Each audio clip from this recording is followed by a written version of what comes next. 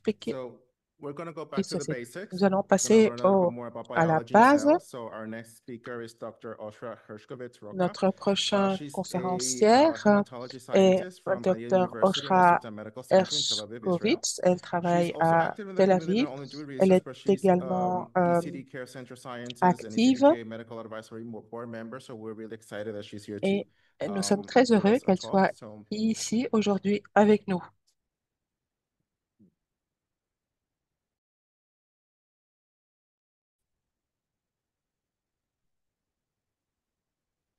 Okay, so good morning, everyone. Bonjour à tous et à toutes, je m'appelle Oshrat, je suis la responsable de la recherche translationnelle à la suite. Aujourd'hui, on va parler de la biologie dans la maladie Erdheim-Chester.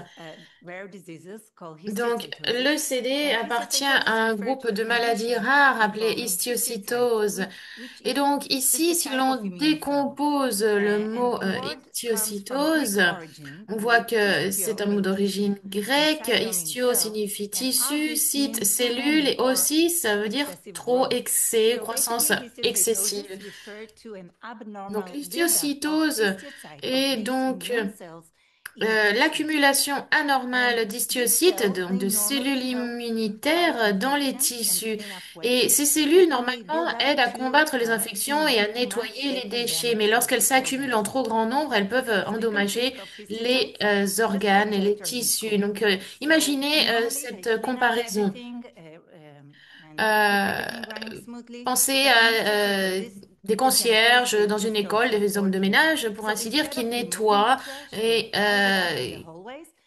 qui font le ménage, qui débarrassent des poubelles. Mais au lieu d'enlever toutes les poubelles, eh bien, ils les accumulent dans les couloirs. Donc, c'est ce qui se passe lorsque l'histiocytose a lieu. Au lieu de se débarrasser des déchets, elle les accumule. Et donc, ces histiocytes qui sont accumulés dans les tissus libèrent des cytokines et des chémokines. Ce sont des petites protéines présentes dans le corps qui sont utilisées pour envoyer des messages, pour recruter encore plus de cellules immunitaires dans les tissus. Et voilà ce qui se passe à l'intérieur. Lorsque ces petites protéines sont libérées en trop grand nombre, cela crée une inflammation et un endommagement des tissus. La principale façon de réduire ces inflammations était d'utiliser des médicaments parce que l'inflammation chronique due à la libération excessive de cytokines peut causer de la douleur. Donc, lors de l'ECD, les histiocytes s'accumulent dans plusieurs organes, dont les os, le cœur, les reins, les poumons et le cerveau. Et cette infiltration bouleverse la fonction normale des organes. Donc, pour comprendre cette maladie d'un point de vue biologique, on a besoin d'effectuer des recherches et trois types principaux de recherche notamment. La première, c'est ce qu'on appelle la recherche de base. Et dans ce cadre-là, ce qui est étudié, ce sont les mécanismes biologiques de la maladie. On réalise des études sur des modèles d'animaux, des cellules, des tissus, donc en laboratoire. On réalise également des tests génétiques, des analyses moléculaires. Le deuxième type de recherche s'appelle des essais cliniques. Lors de ces essais cliniques, on évalue les nouveaux médicaments administrés aux patients. Ce sont des études qui sont réalisées en laboratoire. Et l'objectif est d'évaluer les effets secondaires potentiels des nouveaux médicaments et aussi d'évaluer leur efficacité. Ensuite, troisième type de recherche, la recherche documentaire sur des données cliniques qui sont collectées dans un objectif, dans un environnement clinique et on utilise les dossiers médicaux, les documents en notre possession pour améliorer les informations et les analyser. Et si la recherche de base est efficace, cela va mener à des essais cliniques efficaces également. Alors, en ce qui concerne le laboratoire de recherche, c'est vraiment un pont qui unit la science à la pratique clinicienne. Parce qu'en fait, tout commence dans un laboratoire et c'est là que les traitements potentiels sont développés. et qui sont euh, utilisés et testés en, dans les cliniques. Donc, c'est vraiment comme un mur composé de différentes briques. Le corps humain est aussi composé de différentes cellules. C'est donc le matériel génétique que l'on appelle l'ADN. L'ADN contient les instructions complètes qui sont nécessaires pour créer un être humain sain, en bonne santé. L'ADN est donc une longue séquence composée de quatre lettres A, T, C, G. C'est comme une langue en fait, et dans cette langue, à chaque fois que il y a trois lettres, ces trois lettres composent un mot et un groupe de mots compose une phrase. On appelle ça un gène. Et cette phrase, ce gène donne des instructions pour produire de la protéine dans la cellule. Et c'est les protéines qui donnent les instructions à la cellule sur quoi faire et comment fonctionner normalement. Donc aujourd'hui en laboratoire, on peut lire tout l'ADN complètement du début à la fin et on s'est rendu compte que s'il y a une seule petite lettre qui change dans tout l'ADN, cela peut conduire à des maladies. Ces changements sont ce que nous appelons en langage scientifique les mutations. Alors, qu'est-ce qu'une mutation? Il s'agit d'un petit changement dans une région significative de notre code génétique et c'est comme une faute d'orthographe qui remplace une lettre dans un mot et qui change le mot complètement, qui change toute sa signification. Par exemple, en anglais, si on dit book au lieu de cook, on change qu'une seule petite lettre, mais évidemment, la signification du mot est bien différente entre livre et cuisinier. Et donc, c'est comme ça qu'un petit changement mineur dans une séquence d'ADN peut peut avoir un impact vraiment sur les mécanismes biologiques du corps humain. Comment la mutation peut donc entraîner une maladie? En fait, nous avons donc le code génétique de l'ADN. C'est une unité d'information qui est transformée en molécule appelée ARN. Et l'ARN, c'est un gène. Cet ARN est utilisé pour fabriquer une protéine. Et c'est ces protéines qui finalement font le travail de nos cellules. C'est elles, pardon, qui contrôlent comment nos cellules se développent, se divisent et fonctionnent. Donc, lorsqu'une mutation arrive dans l'ADN, ça bouleverse ce flux-là et ça a un impact sur les mécanismes biologiques, comme par exemple le contrôle de la division des cellules. Alors, comment les mutations peuvent changer le traitement de la maladie ECD? Depuis des années, pendant très longtemps, pendant de nombreuses années, le CD était vraiment un mystère pour les médecins et ils voyaient les patients avec des croissances anormales de cellules immunitaires, mais ils ne comprenaient pas vraiment ce qui se passait ou comment traiter cela.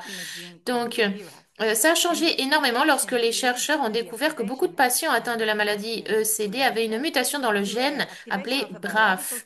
Et donc, cette mutation a entraîné l'activation d'une voie biologique appelée la voie MAPK. Et au fil des ans, les chercheurs ont découvert qu'il y avait d'autres mutations dans les gènes qui activaient cette voie MAPK sur les gènes MAP2K1, RAS et d'autres. Et donc, lorsqu'il y a une mutation dans ces gènes, cela conduit à un développement anormal des cellules. Ces cellules libèrent des cytokines qui, à leur tour, entraînent une inflammation chronique et c'est cette combinaison qui va vraiment faire avancer la maladie. Alors, conclusion de la recherche scientifique de base, c'est que les mutations sur la voie MAPK peuvent entraîner une progression de la maladie et dans la pratique clinique, nous étudions cela. Donc, euh, en fonction des recherches des laboratoires et des essais cliniques ont été réalisés sur les patients, d'abord sur le gène BRAF. Et ces traitements avaient pour objectif de bloquer la voie MAPK qui était activée par la mutation. L'objectif était d'aider à réduire cette inflammation et à ralentir la progression de la maladie. Et ces études ont conduit à l'approbation de la part de la FDA américaine, l'agence des médicaments américaine, qui ont autorisé ces deux inhibiteurs, ces deux médicaments qui se sont affichés à l'écran. Voilà, les nouveaux essais cliniques qui sont réalisés à l'heure actuelle, ce sont des essais en cours qui ont lieu dans plusieurs endroits du monde entier. On attend encore les réponses, les résultats de ces essais. Ce que je voulais vous montrer aussi, c'est que ces dernières années, au-delà de la mutation de l'ADN, Des progrès ont été réalisés aussi dans un domaine qui s'appelle l'épigénétique.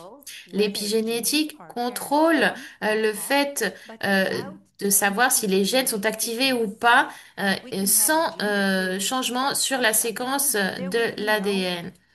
C'est-à-dire que le gène peut être activé ou pas, mais ça n'aura pas d'impact sur la séquence de l'ADN. Alors, tandis que les mutations MAPK jouent un rôle important dans le développement de la maladie, des études récentes ont montré que ces changements dans l'expression des gènes, les diapositives vont extrêmement vite pour les interprètes qui n'ont pas le temps de les traduire, désolé. Donc,